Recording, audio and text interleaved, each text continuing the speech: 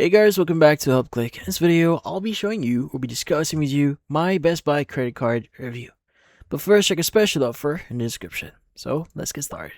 So if you are a major tech head here, a gamer, or looking to upgrade your home appliances, well, the My Best Buy credit card can offer incredible value, but only if you play by a set of very strict rules.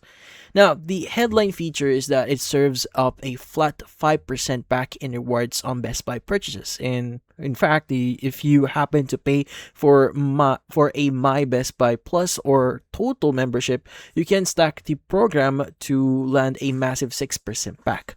They even give you a whooping 10% back on your very first day of shopping, which is perfect if you time it right for a major electronics upgrade.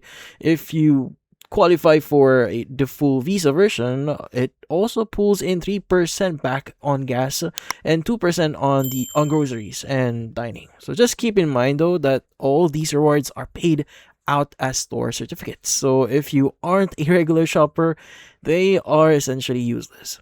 So the big catch here though is their promotional financing, which uses a brutal trap called the deferred interest. Now at checkout, you have to choose between earning rewards or getting interest-free financing. So if you choose financing and fail to pay off every single penny before the promotional window closes, the bank will retroactively charge you interest on the entire original purchase amount, dating all the way back to day one, with an interest rate hovering nearly like 30%.